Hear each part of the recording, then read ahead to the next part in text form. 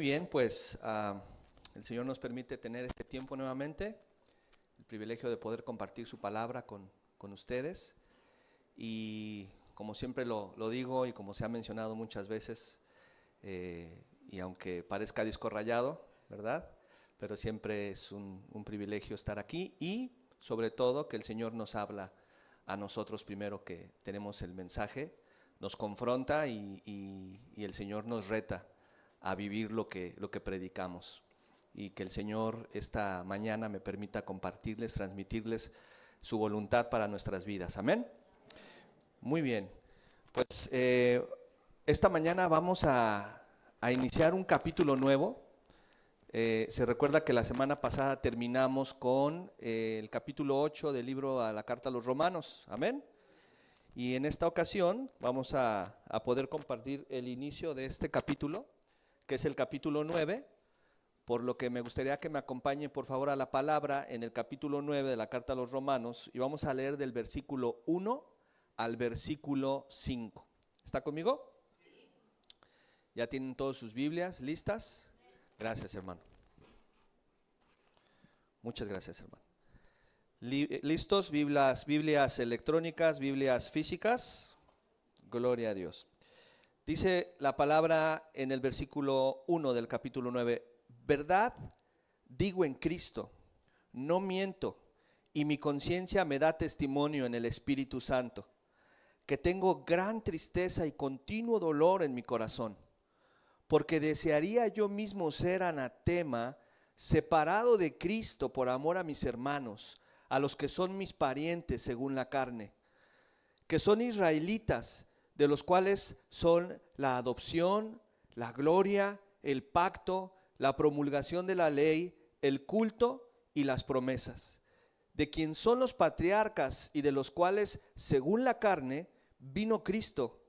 Y lea conmigo todos juntos: el cual es Dios sobre todas las cosas, bendito por los siglos. Amén. ¿Cuántos dicen amén a esta palabra? Y en este inicio de este capítulo vamos a poder ver, el Señor nos va a dar luz para que podamos ver cuáles son los planes y propósitos del Señor para su iglesia, para su pueblo, para la humanidad en general. Y también vamos a conocer la soberanía de Dios, la libertad que Dios le da al hombre para tomar decisiones. Amén. Y vamos a conocer también que el inicio de este capítulo realmente abarca el capítulo 10 y 11 de esta carta. Es decir, todo este tema que inicia en el capítulo 9 lo vamos a poder terminar de entender hasta el capítulo 11, en Romanos 11, del versículo 33 en adelante más o menos. Hasta ahí va a terminar este tema que es sumamente importante e interesante para la iglesia. ¿Dice amén? Obviamente los siguientes textos y los siguientes capítulos lo va a compartir nuestro pastor y él nos va a aclarar muchas de las cosas que vienen en estos próximos capítulos y versículos. Vamos a conocer también y vamos a analizar en esta mañana el amor que tenía el apóstol Pablo por la obra. Vamos a conocer acerca de por qué el apóstol Pablo estaba en esta condición de quebranto. Vamos a conocer por qué exalta a nuestro Señor Jesucristo como Dios también.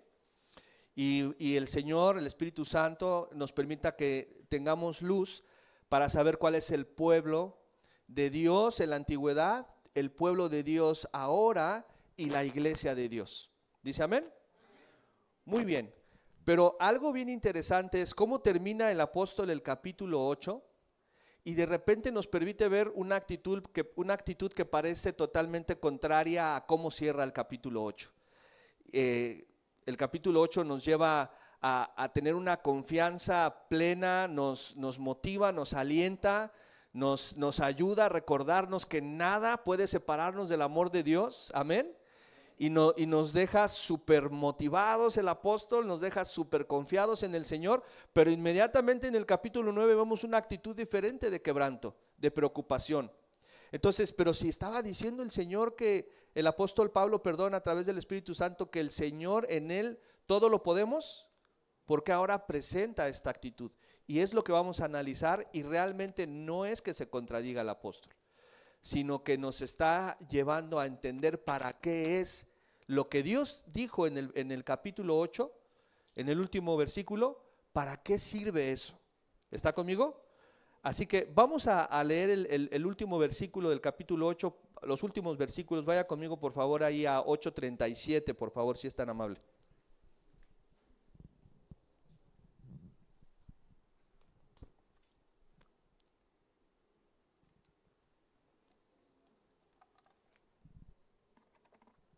¿Está conmigo? Romanos 8:37 al 39 dice: antes, en todas estas cosas, ¿qué dice, iglesia? Somos más que vencedores por medio de aquel que nos amó. Por lo cual estoy seguro de que ni la muerte, ni la vida, ni ángeles, ni principados, ni potestades, ni lo presente, ni lo porvenir. Versículo 39, ni lo alto, ni lo profundo, ni ninguna otra cosa creada nos podrá separar del amor de Dios que es en Cristo Jesús, Señor nuestro. Y no sé qué nos está diciendo, que nada nos va a separar, nada nos va a dejar en una condición donde Dios nos abandone, porque en todas estas cosas, aún en la aflicción, somos más que vencedores, dice la Escritura. Amén. Podemos estar atravesando una situación muy difícil, pero en Cristo somos más que vencedores. Así que ninguna cosa creada, imagínese esto, no solamente habla de lo que está en la tierra, sino en todo el universo, en toda la creación de Dios, nada nos puede separar de su amor. Y nos deja el Señor con esta confianza que le mencionaba hace un instante.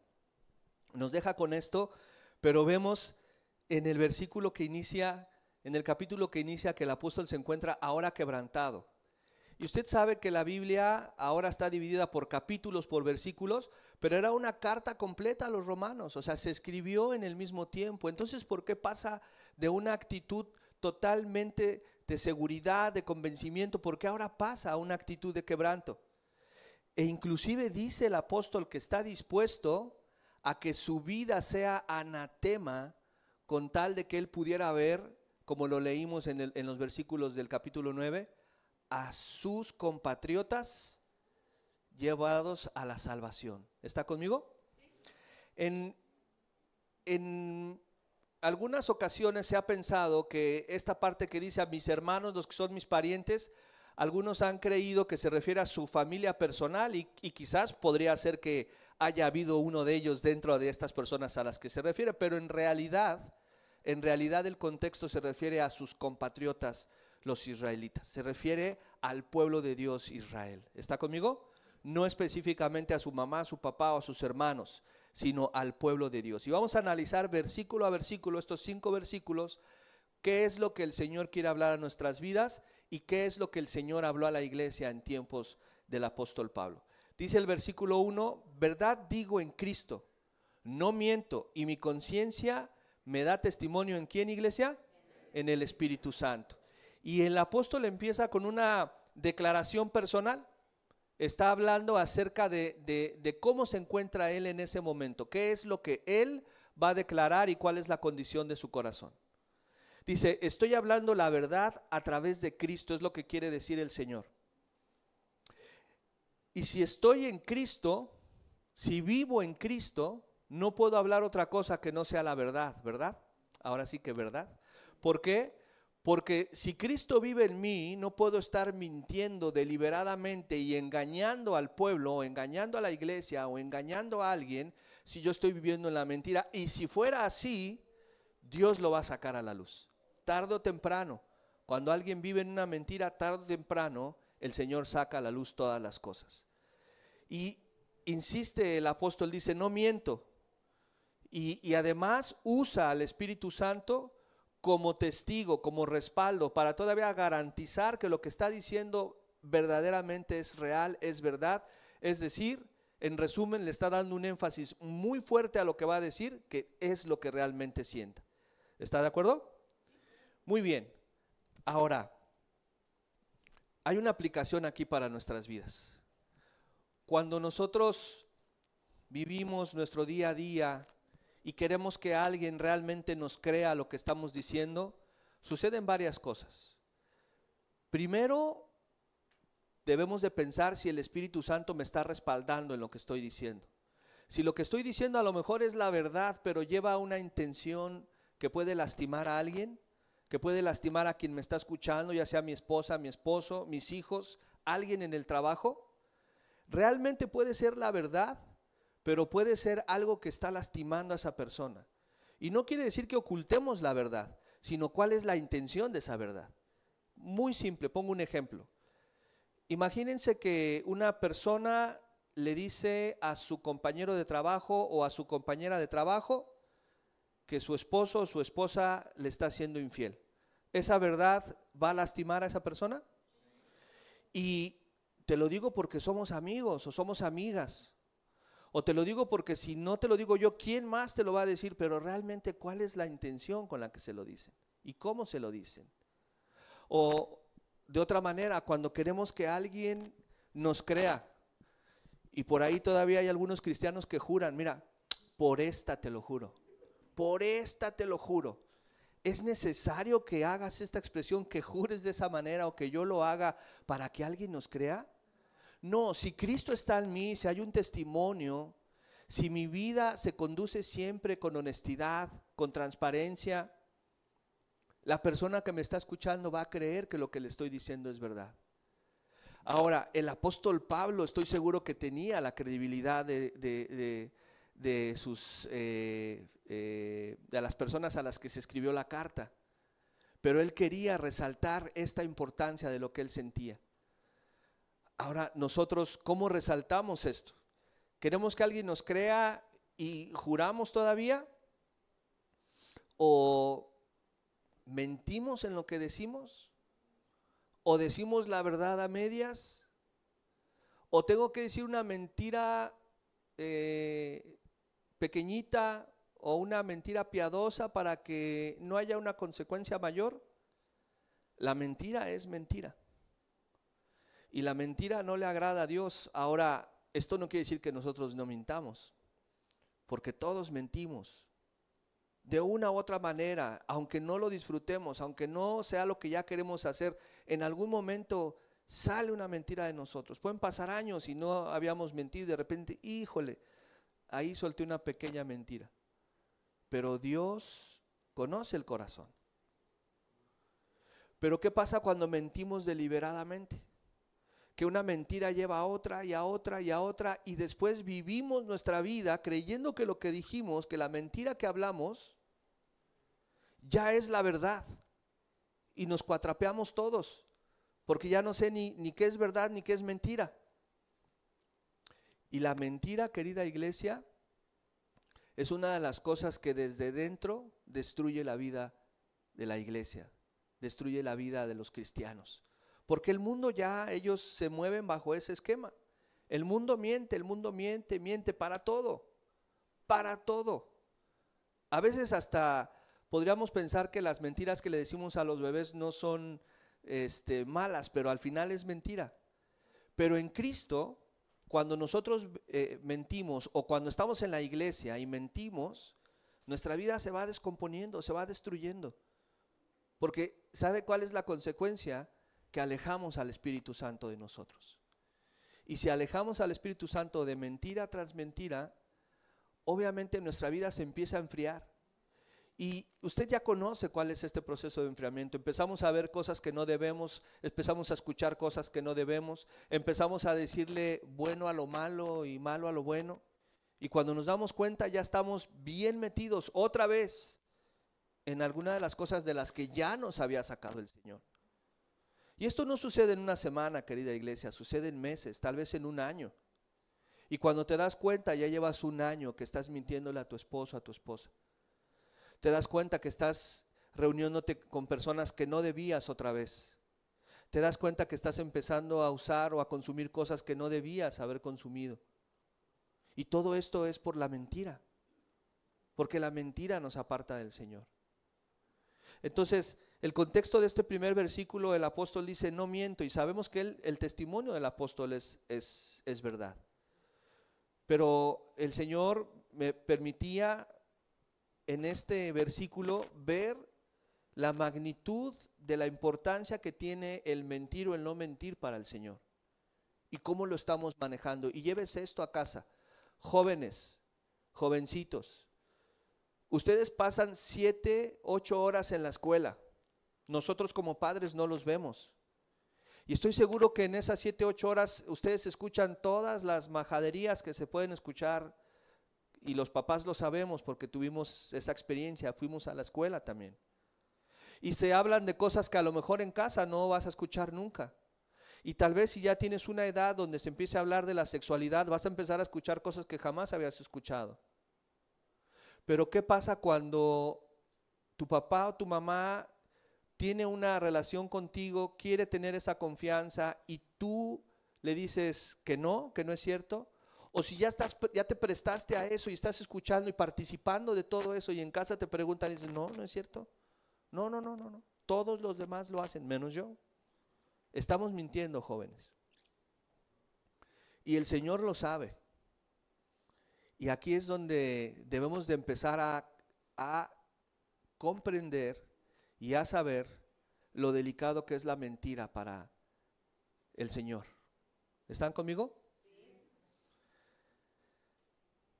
Pero inmediatamente después de que aborda o de que tiene esta introducción el apóstol en el versículo 1 y que habla de su testimonio y de que quiere expresar cómo se siente, pasa a esta siguiente parte, vaya conmigo ahí en el versículo 2 que dice que tengo gran tristeza y continuo dolor en mi corazón. Es decir, lo que estaba expresándolos, que en Cristo, que Él sabía y que el Espíritu Santo respalda su conciencia y que no miente, que dice verdad, es que Él tiene una gran tristeza y un continuo dolor en su corazón. Y esto es lo que les decía acerca de cómo cerró el capítulo 8 y cómo inicia este capítulo. Está fortalecido, nada puede separarlo del amor de Dios, nada creado, ni lo alto ni lo profundo, pero hay un dolor. Y ¿sabe qué, querida iglesia? Esto nos deja ver que el dolor es parte de nuestra vida, que muchas veces la angustia y la preocupación va a estar presente siempre, pero que Dios está ahí para consolarnos siempre también. ¿Dice amén? Siempre va a estar presente. Usted no busque que su vida esté libre de problemas, esté libre de angustias, libre de presiones. Todos queremos eso. Pero si estamos buscando eso, Dios nos va a decir, no estás listo, ahí te va una situación. Y a veces creemos que ya libramos todo, pero resulta que el Señor nos muestra que hay todavía más cosas, todavía ahí en el último cajón de nuestro corazón, ahí hay más cosas que hay que entregarle. Y puede ser un temor, puede ser que alguien tenga temor de morir, de enfermarse, de perder el trabajo. Hay un quebranto en el corazón del ser humano continuo. ¿Está conmigo? Las mamás, por ejemplo.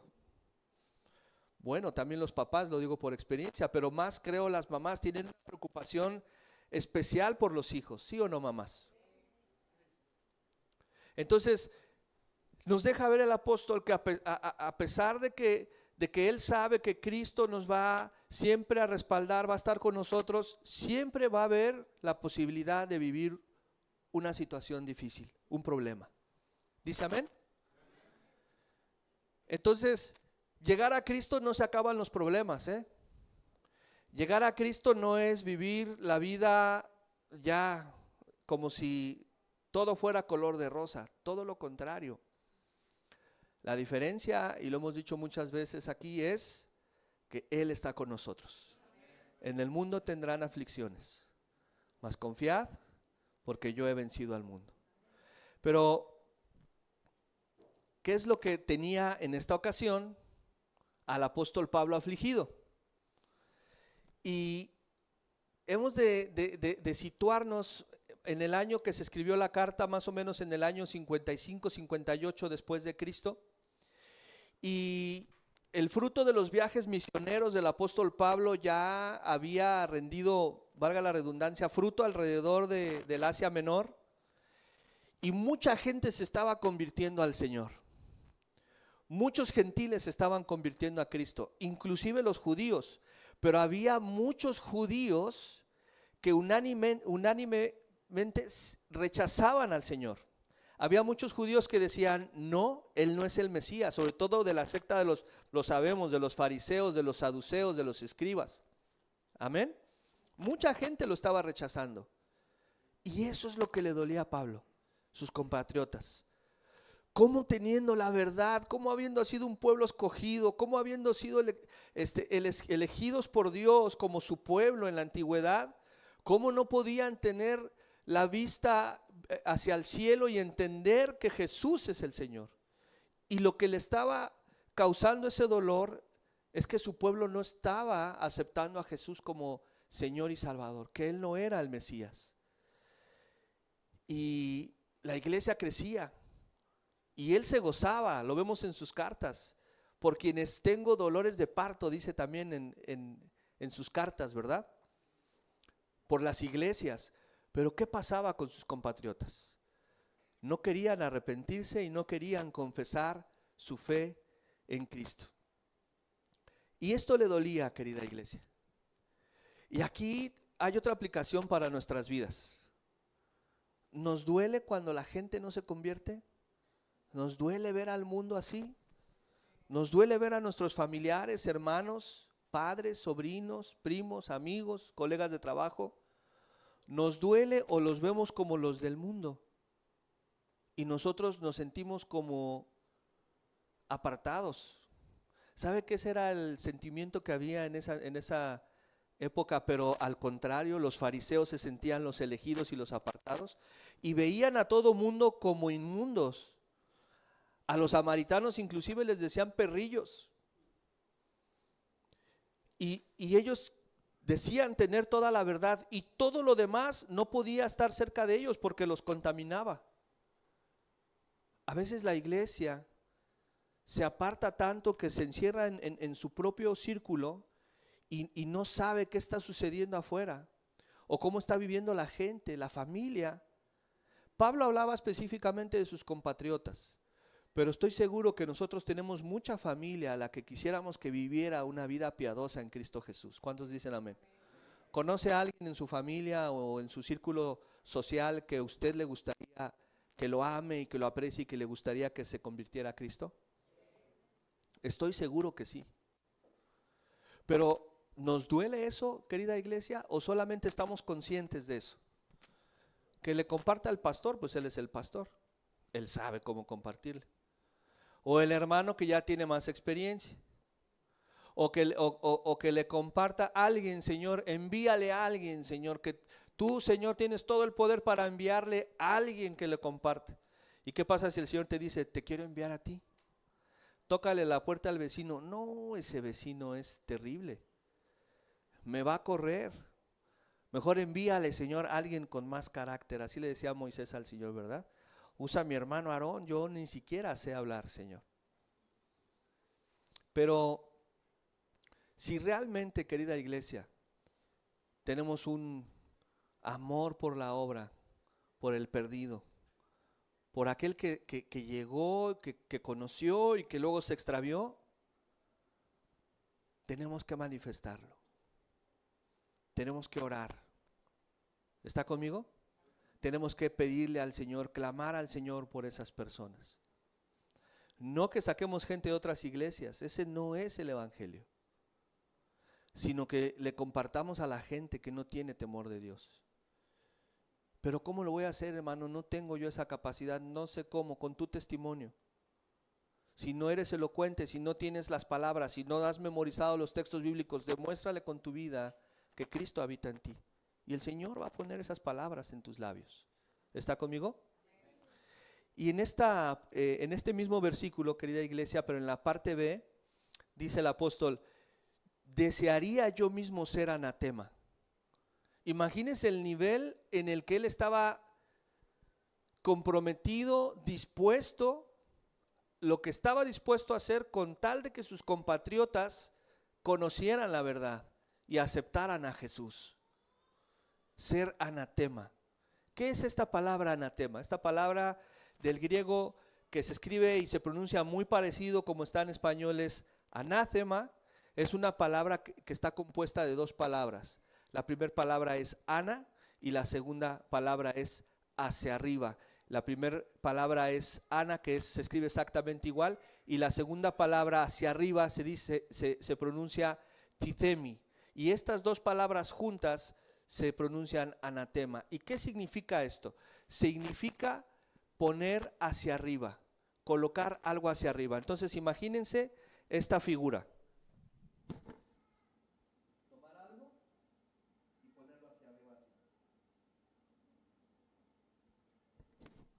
Como una ofrenda, como agarrar algo, levantarlo hacia arriba y entregárselo a alguien. Esa figura es lo que está diciendo el apóstol de entregarse a la maldición. El significado del anatema es maldición, algo que se entregó a maldición, se ofreció a la maldición, no que el apóstol lo hiciera. Dice, estaría dispuesto. ¿Está conmigo? Algo maldito, un juramento de maldición. Él está dispuesto a que su vida se perdiera, a que Dios lo maldijera con tal de que sus compatriotas aceptaran a Cristo como Señor y Salvador, como el Mesías. ¿Cuántos estamos dispuestos a entregar nuestra vida así por los perdidos? Es algo muy difícil de poderlo ver. Estoy seguro que si alguien le dice, la vida de tu hijo depende de ti, tu hijo está a punto de morir, pero si tú le donas ese órgano que tu hijo necesita, él va a vivir. ¿Cuántos de los papás harían eso por sus hijos? Si no quiere levantar la mano no pasa nada, se entiende. Pero creo que la mayoría lo haríamos. Entregaríamos nuestra vida por uno de nuestros hijos, ¿sí o no? Un riñón, un hígado, el corazón, con tal de que un hijo viva. Y el hijo a lo mejor no tiene conciencia de lo que eso significa. Pero si nos dicen, oye, entrega tu hígado, tu corazón al vecino, ¿cuántos lo haríamos? ¿Verdad que no? El apóstol estaba dispuesto a entregar su vida por ellos. Pero ¿sabe qué? También estaba consciente que alguien más ya lo había hecho, Cristo Jesús. Y estaba tan consciente de esto que le rogaba, Señor, si diste tu vida por ellos, alcánzalos.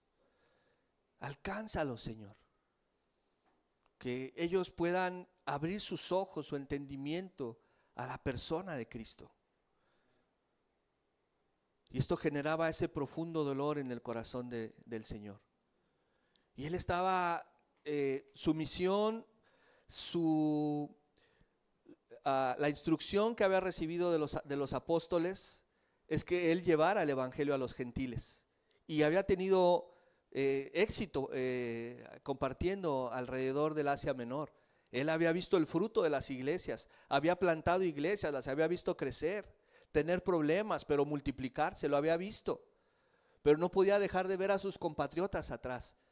Y no podía dejar de decir, está creciendo la iglesia, esto está sucediendo, el que todo mundo reconozca a Jesucristo, pero el pueblo elegido no lo está haciendo. Y esto le dolía. Y esta condición es la que hoy el Señor quiere hablarnos, iglesia. Este es el mensaje del Señor para nosotros esta mañana. Que si ya Él tuvo misericordia de nosotros, ya nos alcanzó, hemos entendido el valor de la salvación que Él nos ha dado, que doblemos nuestras rodillas por los que no. ¿Cuántos podrían hacer esto? Y que yo sé que hay muchas situaciones que de repente en nuestra vida están llenas de problemas, deudas, enfermedad, circunstancias. ¿Cómo voy a compartirle, hermano, a los que no conocen del Señor si me estoy aventando un round conmigo mismo? Bueno, es que eso es lo que el Señor quiere, que a pesar de tus problemas, que a pesar de lo que tú estés atravesando o yo esté atravesando, entendamos que lo importante no es lo que está sucediendo en el mundo, no es lo que te está sucediendo a ti, es que la gente lo reconozca, que confiese que Jesucristo es el Señor, para que tengamos esa promesa alcanzada cuando sea el tiempo de salvación. En su presencia.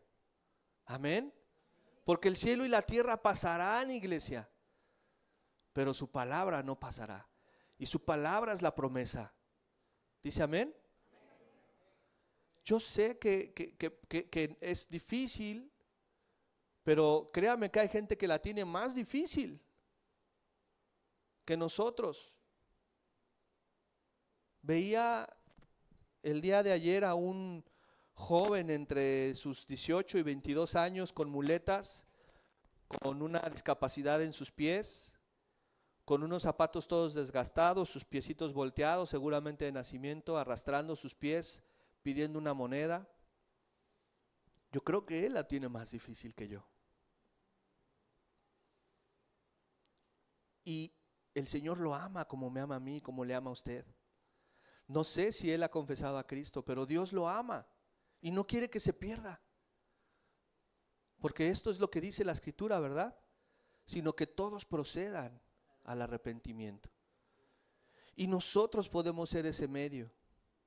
No para jactarnos, sino para decirle, Señor, yo he entendido que me has dado un trabajo, que me has dado una economía, pero Señor, esto es temporal. El que la gente te conozca, Señor, es eterno. Que puedan entender que fueron creados para eternidad. ¿Dices amén? Que nos duela, iglesia. Veo el corazón del apóstol y digo, wow, cuánto amor. Pero pienso en el corazón de Cristo y digo, no hay comparación. Pero el Señor nos permite ver a través de la vida del apóstol y de su Espíritu Santo ejemplo en esto, para poder dolernos con los que no han conocido del Señor, o que si han conocido lo han rechazado, o aquel que todavía tiene luchas, o está rejego, no, o sea, no me hables de tu Dios. Mientras le hables de Dios todo está bien, pero háblales de Jesús, y ahí empieza el problema, porque todo mundo cree en Dios, todo mundo, lo hemos dicho antes, muchas veces, pero empieza a hablarles de Cristo y entonces empiezan los problemas, porque el enemigo no quiere que aceptes a Cristo. Testigos de Jehová, mormones, todas las religiones que te imaginas hablan de Dios, pero no quieren que hables de Jesús. Y este es el propósito del Espíritu Santo, que hablemos de Cristo. ¿Cuántos dicen amén? Y vemos este contraste del apóstol entre Saulo de Tarso y el apóstol Pablo. Antes tenía un celo tremendo por entregar a los cristianos, cartas solicitaba y los entregaba para que fueran muertos, condenados. Imagínense esa condición, esa intensidad, pero ahora había entendido que era por amor a ellos. Con esa misma intensidad era para que se salvaran sus compatriotas, o los gentiles en este caso. Segunda de Pedro 3:9, no vaya, dice que el Señor no quiere que nadie se pierda, sino que todos, ¿qué? Procedamos al arrepentimiento. Así es. Y Pablo no veía a los judíos como culpables. Mire, ¿cuántas veces el pueblo en la antigüedad se había rebelado en contra de Dios? Pueblo necio, volvía a la idolatría, los perdonaba al Señor, volvían a la idolatría, los perdonaba al Señor y volvían a hacer lo malo delante de Dios. Y Pablo conoce la historia. Y Pablo había ya entendido que toda la parte simbólica, rituálica que llevaban a cabo los fariseos y los escribas, saduceos, no tenía sentido, sino el sentido ahora era confesar a Cristo. Él lo entendía, pero aún así no los juzgaba, se dolía por ellos. O decía, Señor, de los fariseos, de Gamaliel hacia fulanito de tal, estos que sí me escuchen, Señor, estos son bien terribles, estos no. O mira, como no se pueden poner de acuerdo entre los fariseos y los saduceos en cuanto a la resurrección, solamente los que estén de acuerdo con la resurrección, los demás consúmelos, Señor, con fuego abrasador. No hacía esto el apóstol, no hacía elección de personas. Y muchas veces eso pasa con la iglesia. ¿A quién le comparto? ¿A quién le comparto? No, el compadre Pancho, no, ese es terrible. Ese se lo dejo al Señor. Ese sí, ese es del Señor. Nadie va a poder con él más que el Señor. ¿A quién le comparto? ¿Hacemos elección? ¿O juzgamos a alguien? ¿O criticamos a alguien por su manera de vivir, de pensar? y no estoy dispuesto a compartirle, porque inclusive se expresa mal del Señor. Aún así, vemos al apóstol que se dolía por ellos. ¿Está conmigo? Porque, ¿qué pasa cuando alguien habla mal del Señor o del Señor Jesús y lo rechaza? En nuestra humanidad nos enojamos, no me diga que no. Y ahí nos empezamos a agarrar, no, pero tú, no, pero que yo soy cristiano, tú eres testigo de Jehová, no, pero que mira. Y entonces dice el Señor, no los alcancé para contienda, sino sí para que me defiendan, pero con mansedumbre. ¿Dices amén? Con toda mansedumbre. Pero nos quedamos bien enchilados, ¿verdad? Y mañana voy a llegar con y ya tengo los versículos. Ya tengo los versículos. Es que hay un testigo de Jehová ahí en la chamba, pero mañana va a ver cómo le va a ir con esto. Y ahí va el otro también preparado. Y hasta te lleva a su supervisor. Mira, vengo con mi supervisor. Le voy a hablar al pastor para que venga conmigo. Ese no es el propósito, querida iglesia. El propósito es que nos duela el corazón por esa gente perdida. Porque no sabemos cómo está el ambiente en sus casas. Si hay necesidad, si hay maltrato, si hay drogadicción. ¿Está conmigo? Si hay enfermedad. Oremos, clamemos por estas personas. Este es el ejemplo que el apóstol nos da. Y aquí la pregunta retórica para mí, para ti es, ¿hay alguien en particular que te preocupe en este momento? ¿Un hijo, un familiar, un hermano, un primo? ¿Hay alguien que te preocupe? Clama por él. No lo des por perdido. Clama por esa persona. Alguien que te haya lastimado, que te traicionó, que no hayas alcanzado a perdonar todavía, dobla tus rodillas por esa persona. Es que tú no sabes lo que me hizo. Tú no sabes lo que me hizo. Mira, me hizo esto y esto y esto y esto. No lo puedo perdonar. ¿Qué crees? Ya Dios lo perdonó. Ora porque se convierta y alcance esto que hoy tú tienes, que es el Señor y que te permite, ahora que tú has entendido que puedes alcanzar una salvación eterna, que la gente pueda tener esto. Si hay alguien a quien tú no hayas perdonado aún, o alguien que te preocupe y que hace tiempo que no ores por esa persona, es el tiempo de volverlo a hacer. ¿Dice amén? Doblemos nuestras rodillas. No los condonemos. No los condenemos, pero también no los condonemos. ¿Está conmigo? No, yo sé, así le va a ir, ¿eh? Así ese va a arder en el infierno.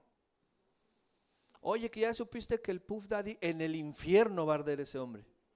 Ya somos el Espíritu Santo condenando a la gente. Infeliz, desgraciado, que en el infierno, con los niños. Ni el Señor permitió que esto sucediera en su palabra cuando dice, el Señor te reprenda, ¿verdad? No que nosotros, yo no te reprendo, yo no te juzgo, yo no te señalo. El Señor sabrá cuál es el futuro de cada uno de nosotros. Mi oración es que Dios tenga misericordia de ti. Amén. Que Dios tenga misericordia de aquellos que han renegado de su nombre.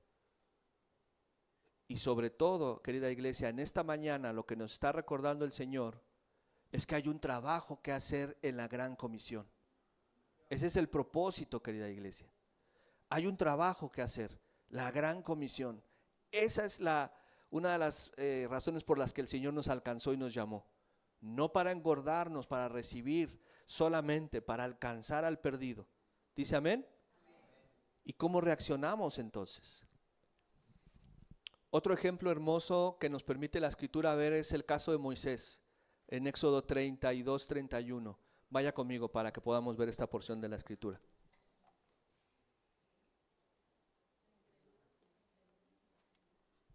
Éxodo 32, versículo 31. ¿Me dice amén cuando esté ahí?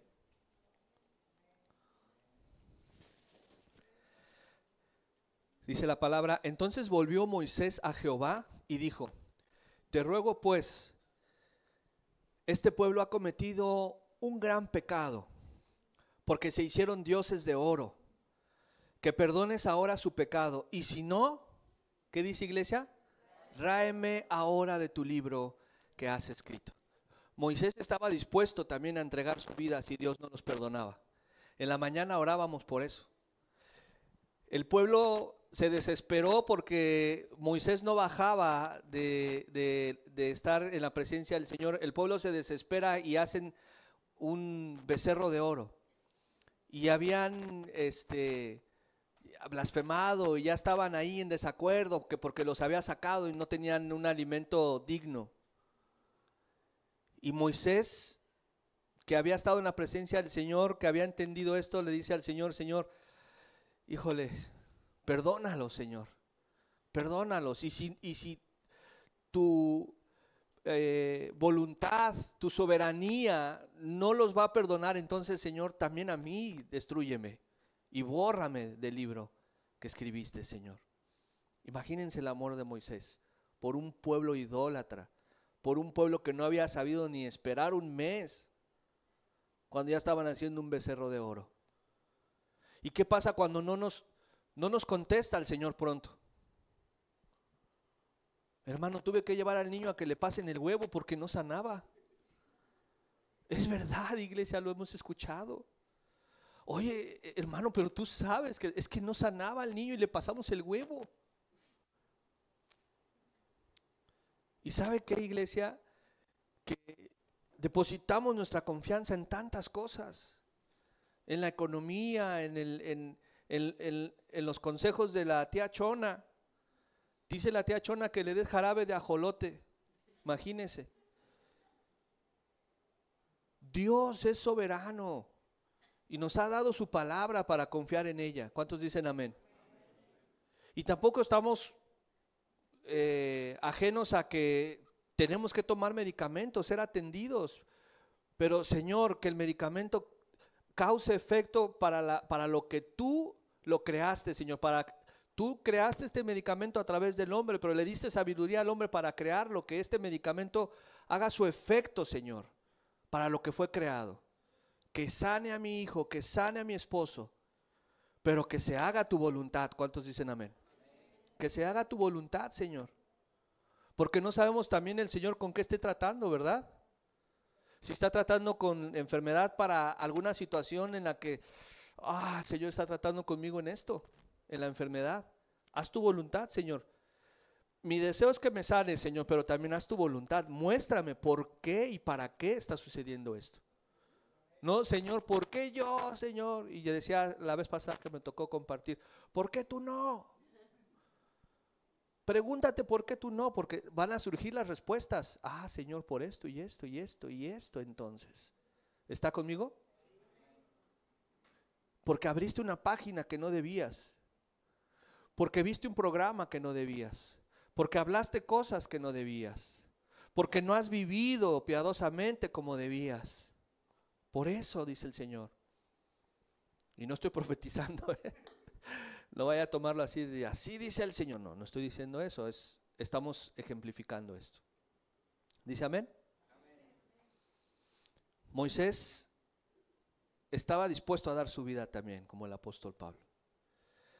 Y el problema planteado por el apóstol Pablo es que algo que le dolía muchísimo es que era el pueblo de Dios. O sea, esto lo tenía muy quebrantado, pero Señor, es tu pueblo. Lo vamos a ver en el próximo versículo. Esto lo tenía totalmente quebrantado.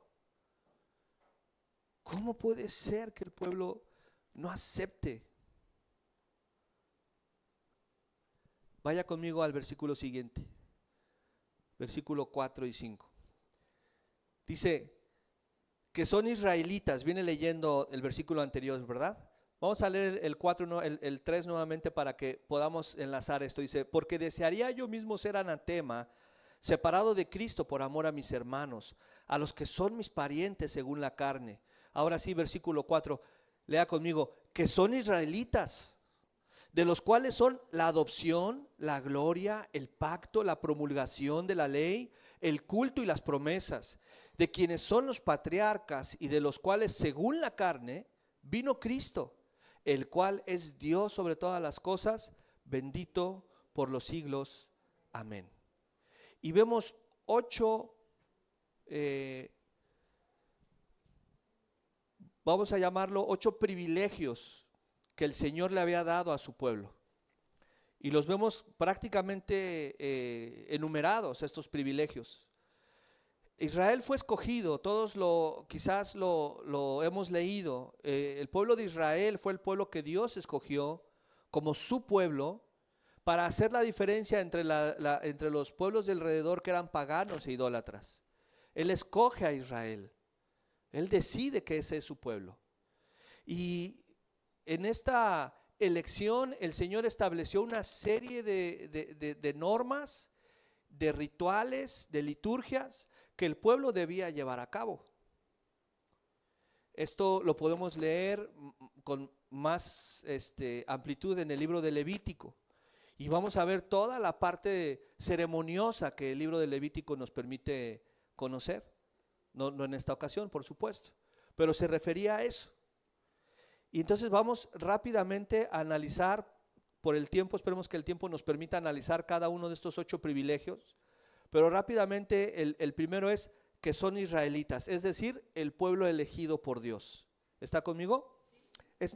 Israel llega a ser la raíz histórica de nuestra vida cristiana. A través de ellos y de esa historia es que nosotros podemos entender la voluntad de Dios en el pasado, cómo llega a la vida del maestro y cómo nosotros hoy en día tenemos la escritura a través de la historia del pueblo de Dios.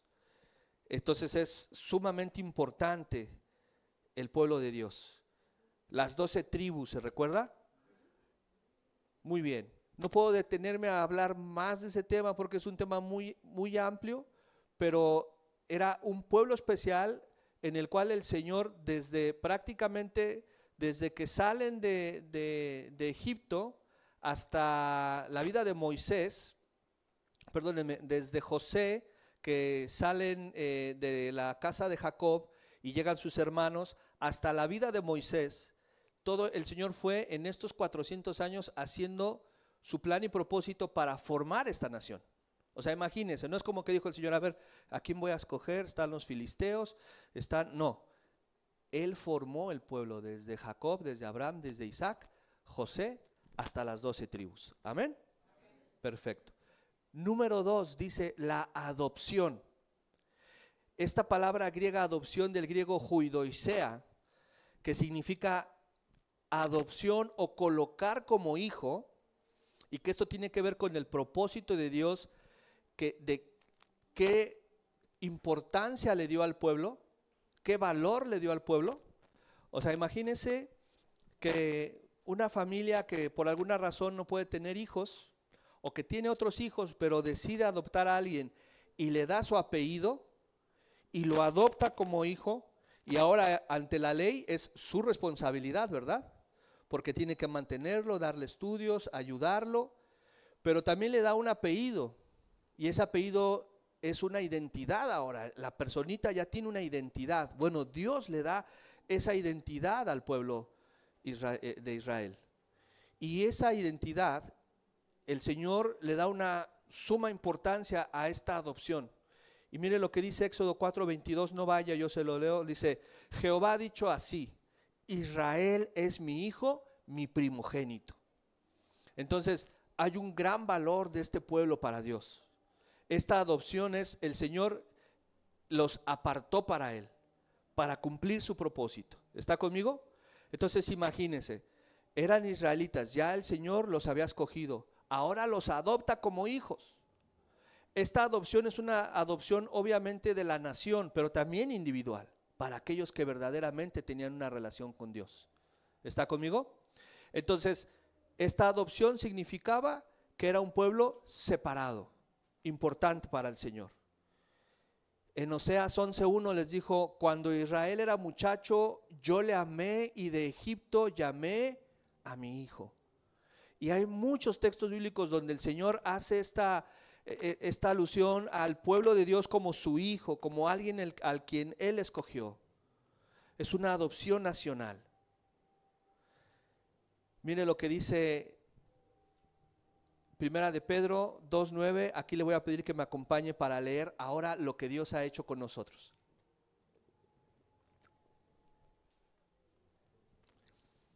Primera de Pedro 2:9, ¿está conmigo? Mas vosotros sois linaje escogido, real sacerdocio, nación santa, pueblo adquirido por Dios, para que anunciéis las virtudes de aquel que os llamó de las tinieblas, ¿a dónde? A su luz admirable. ¿Para qué te escogió el Señor? Para anunciar las virtudes. ¿De qué estamos hablando, iglesia? De ir por el perdido, de ir por el quebrantado, de ir por el que está en la oscuridad. Nos escogió con un propósito. Entonces, hermano Martín, pero el pueblo fue escogido y ahora yo también puedo ser parte de esa elección del Señor. ¿Ya me llamó su pueblo? Sí, querida iglesia. Aunque no tengamos, y ya lo ha explicado aquí el pastor, raíces judías, somos el pueblo de Dios.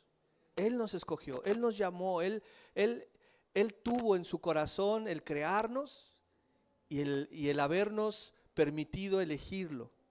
¿Está conmigo? Y ahora nos dice, pero para que vayas y anuncies las virtudes. ¿De quién? De Cristo Jesús. ¿Cuántos estamos dispuestos a ir a poder compartir su palabra? Ahora en Cristo, los que le hemos confesado y a los que Él nos ha llamado sus hijos por adopción eterna, nos ha llamado a su luz admirable. ¿Sabía que hay un error en mucha gente que dice, es que todos somos hijos de Dios?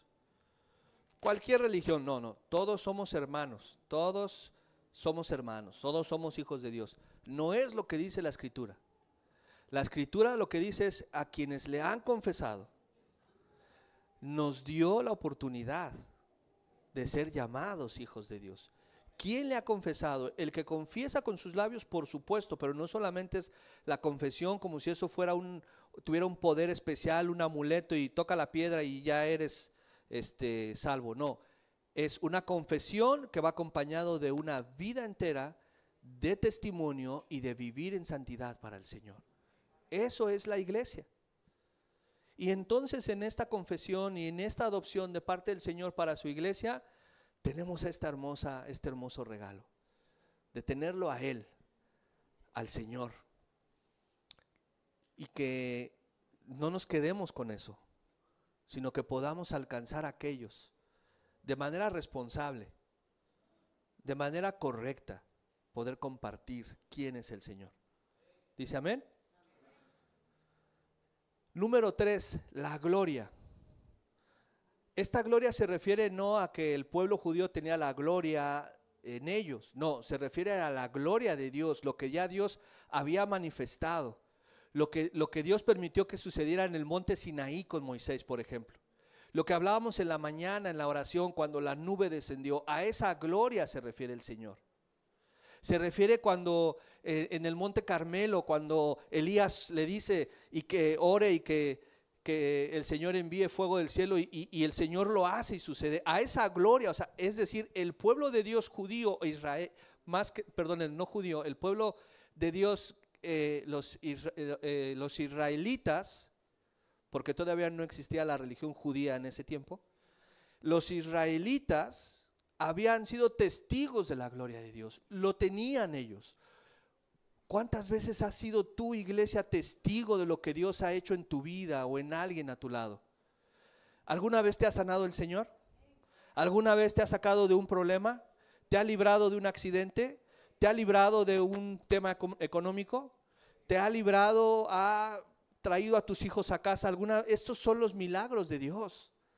Y a veces se nos olvidan cuando ya el Señor hizo algo por nosotros. Si yo veo hacia atrás mi vida y me pongo a enumerar todas las cosas que Dios ha hecho por mí, me pregunto, ¿por qué sigo teniendo miedo de ir hacia adelante, Señor? ¿Por qué me sigo angustiando de lo que pueda venir? Si volteo atrás y veo lo que tu gloria ha estado sobre mí, Señor. Y a lo mejor no una nube, a lo mejor no veo descender del fuego del cielo, pero veo la vida del Maestro y digo, ¿de qué temeré, Señor? ¿De qué temeré? Si ahí están tus promesas para mí. Me llamaste linaje escogido, Señor. Un sacerdocio real, cuando eso solamente estaba destinado para una de las tribus de los levitas. Y ahora me llamas así, Señor. Y tengo miedo, Señor, de ir hacia adelante. ¿Por qué nos olvidamos de esta gloria que el Señor nos ha dado? Olvidémonos de nuestras glorias, que esas quedan en el pasado, y a partir de ahora cada día es un nuevo día, porque lo que hice en el pasado ya quedó ahí. El Señor va a evaluar mi vida a partir de este momento hacia adelante. ¿Dice amén? Número 4, los pactos. Me tengo que ir un poquito más rápido, hermanos. Los pactos. Pero muchos sabemos y conocemos que el Señor es un Dios de pactos, ¿verdad? Y así le decimos, Dios de pactos. ¿Cuáles son estos pactos, hermano Martín? El pacto en tiempos de Noé. No me puedo detener a leer cada uno de ellos, pero si gusta anotar las citas. El pacto en tiempos de Noé, Génesis 9:17. El pacto con Abraham, Génesis 12:15 y 17. El pacto con Moisés, Deuteronomio 5:2. El pacto con David. Hay muchos salmos que hablan del pacto con David, muchos, pero particularmente este pacto 89 es hermoso para que lo pueda leer en casa. Pero sobre todo, esto sería el antecedente de un nuevo pacto. Amén. ¿Cuál es ese nuevo pacto? Ahora sí vaya conmigo a Mateo 26. Esto es solamente el antecedente de un nuevo pacto. Y ese pacto lo tiene usted y yo, querida iglesia, con nuestro Señor. Mateo 26:26, por favor.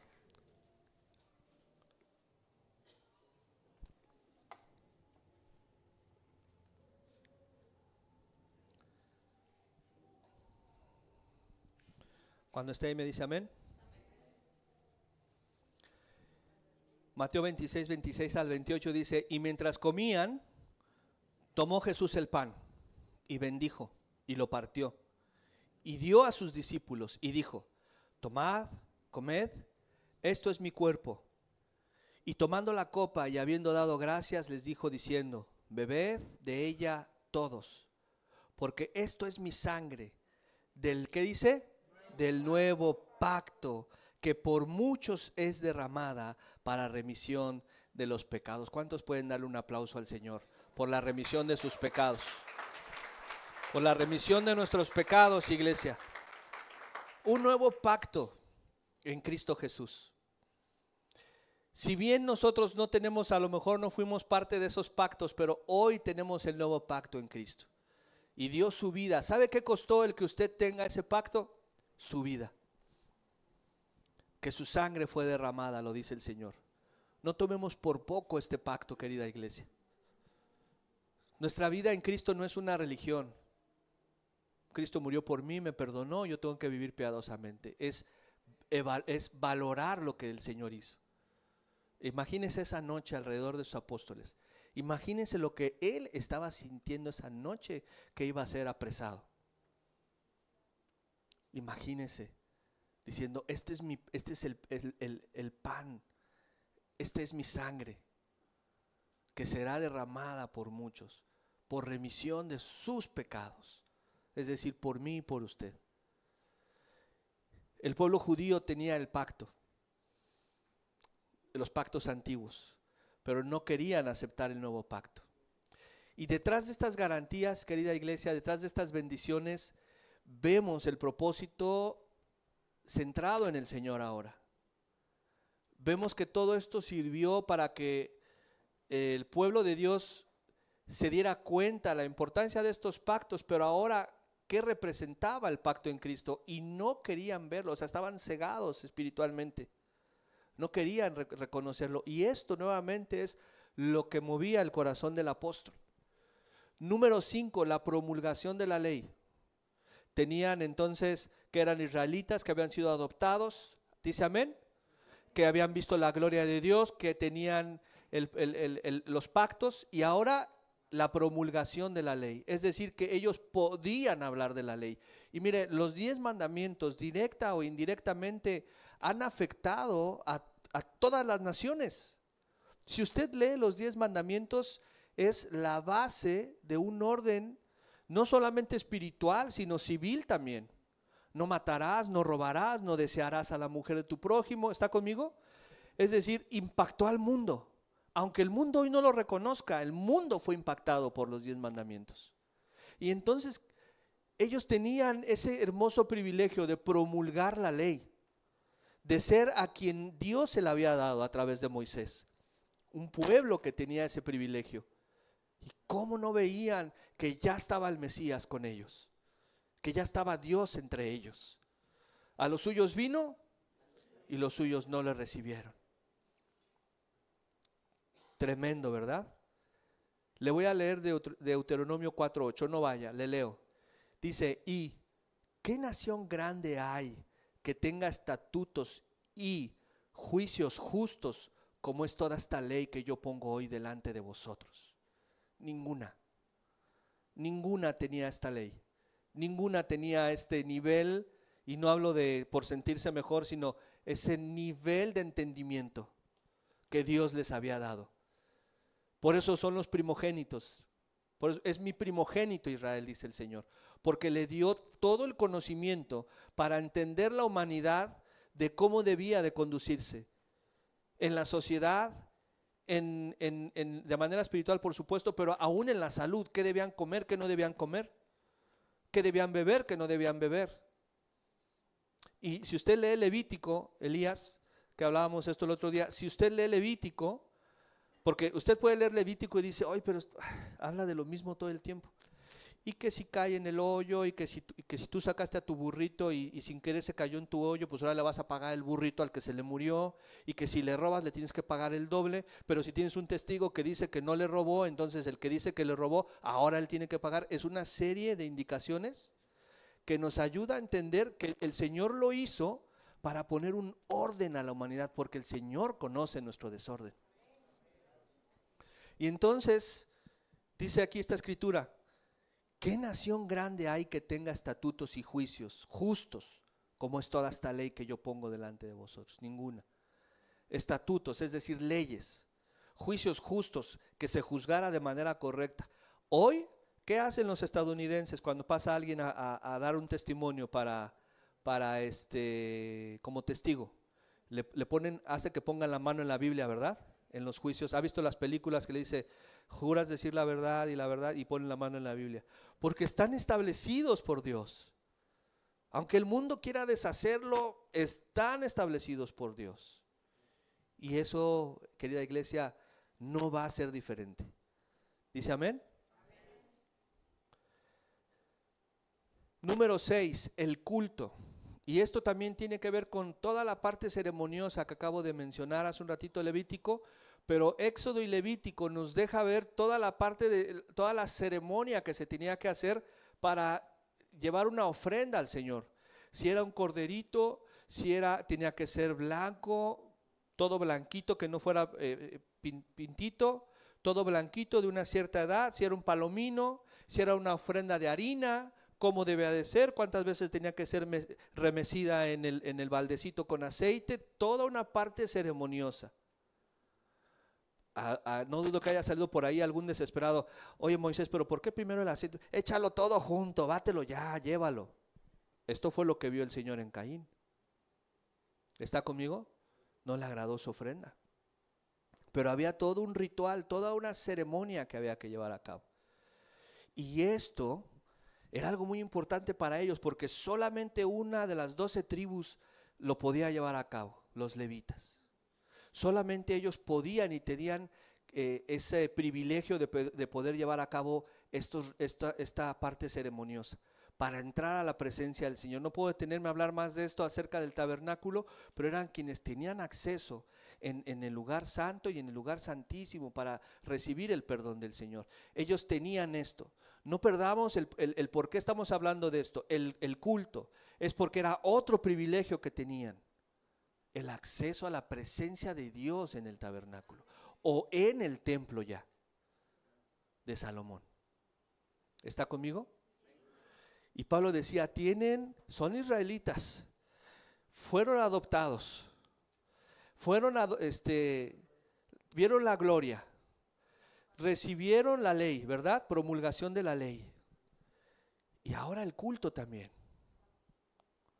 Vieron los pactos, fueron parte de esos pactos, ahora son parte de un pacto nuevo. Número 7, las promesas. Aquí podemos decir, hermano, los pactos y las promesas no son lo mismo, es un antecedente el pacto de la promesa. El pacto es el antecedente, la promesa es lo que hoy usted y yo tenemos. Porque esos pactos se hicieron para que usted y yo los disfrutemos. ¿Está conmigo?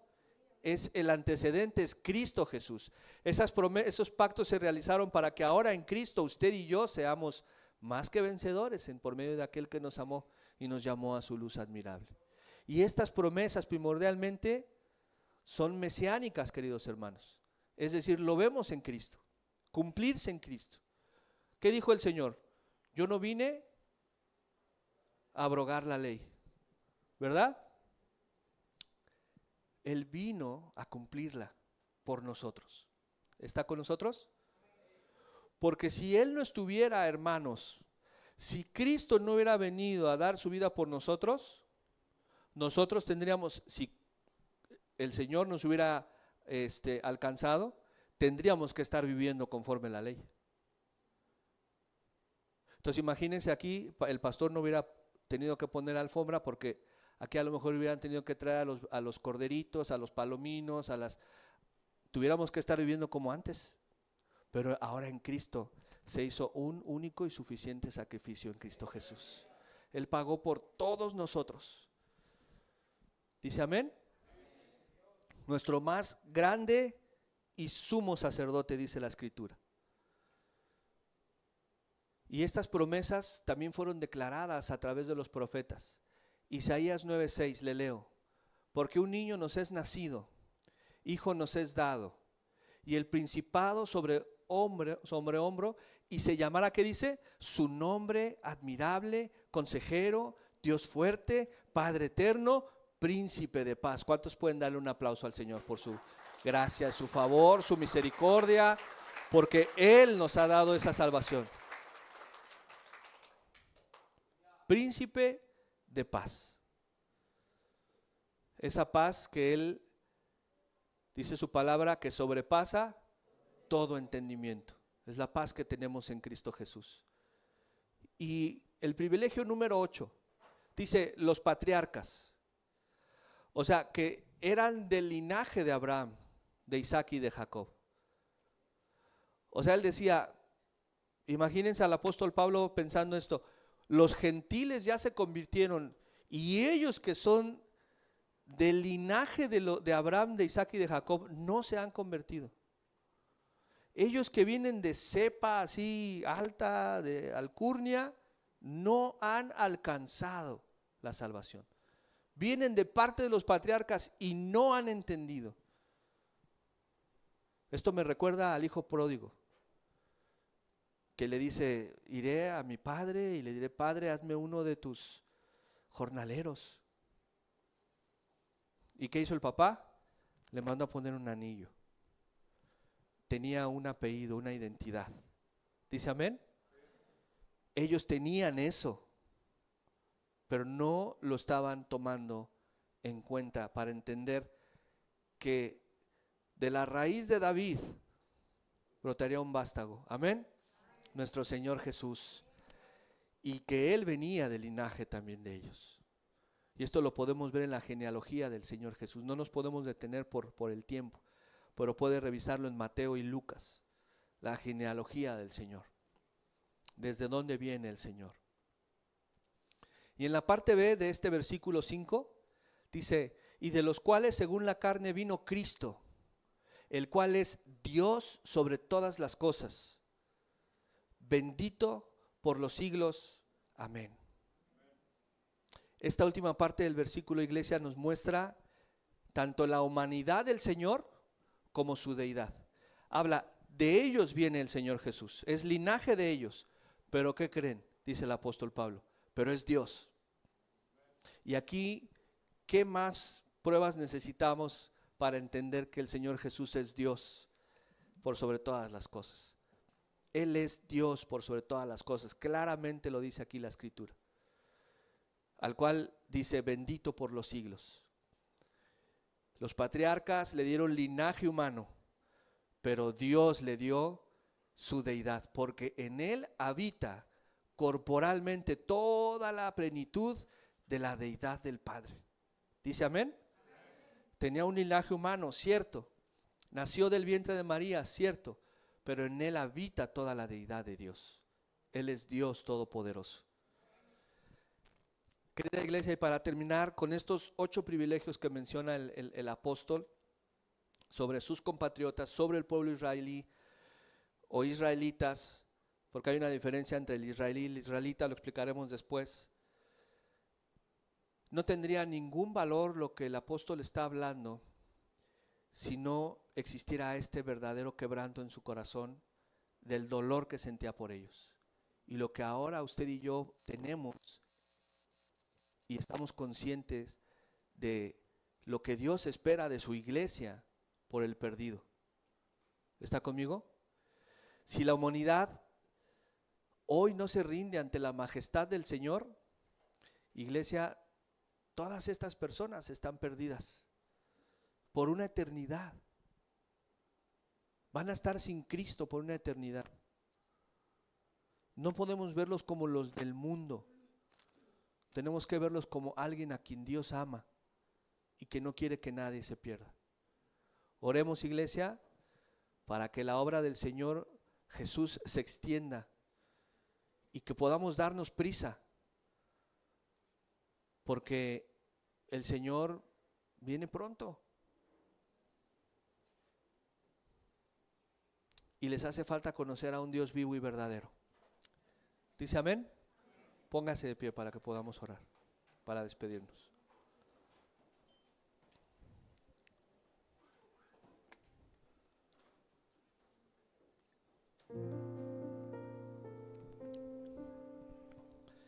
Señor, te damos muchas gracias, mi Dios, por tu palabra, Señor, por el testimonio que vemos en la vida de tu siervo, el apóstol Pablo, por la manera en la que fue inspirado a través de tu Espíritu Santo, Señor, porque era tu voluntad que todo esto quedara escrito, Señor, para nosotros, para la humanidad, para darnos cuenta, Señor, de cuál es tu voluntad, tus planes y propósitos para tu iglesia, Señor. La iglesia estaba creciendo, Señor, pero el pueblo al que habías escogido, al que habías llamado tu primogénito, Señor, no estaba entendiendo, Señor. Hoy en día, ¿cuánta iglesia, Señor, asiste, se congrega, pero quizás no ha entendido el propósito, Señor, por el cual ha sido llamado? Que hemos sido llamados, Señor, a vivir a Cristo, a ser sal en la tierra, Señor, a ser luz, Señor, a llevar a cabo la gran comisión, Señor, de ir y hacer discípulos a las naciones, Señor. De que esto se refleje en nuestros hogares, Señor. Que la gente que nos conoce se pueda preguntar por qué tenemos una vida diferente. Ciertamente con problemas, con dificultades, pero ¿por qué afrontamos las cosas de manera diferente? Que podamos decirles que la presencia hermosa de nuestro Señor Jesús está con nosotros. Que yo puedo tener aflicciones, pero que mi corazón descansa en Él. Y que podamos, Señor, dolernos por aquellos que hoy no tienen esto, Señor. Y que tanta falta les hace, Señor. A un familiar, si tienes a un familiar y hoy está trayendo el Señor a tu mente esto, y hay alguien que tú conoces, algún familiar que te duela, ora en esta mañana por él. Pon tu nombre, pon su nombre en tu mente y puedas decirle: Señor, ten misericordia de él, de ella. Ayúdame a darle testimonio, ayúdame a llevarle el mensaje de vida. Ayúdame, Señor, con mi familiar, mi compañero de trabajo, mi amigo, a que pueda saber que a pesar de sus errores, tú no lo juzgas, Señor, porque ya habías dado tu vida por él, por sus pecados pasados, presentes y futuros. No para pecar deliberadamente, sino para amarlo, Señor, para demostrarle tu amor, tu gracia y tu perdón, mi Dios. Muchas gracias, Señor, por esta mañana. Permítenos ir con bien a casa. Llévanos con bien, Señor, guárdanos en todo trayecto y ayúdanos a poner tu palabra por obra esta semana y todos los días de nuestra vida, Señor, hasta que tú vengas, Padre. Te damos gracias en el nombre de tu Hijo amado Jesucristo. Amén y amén.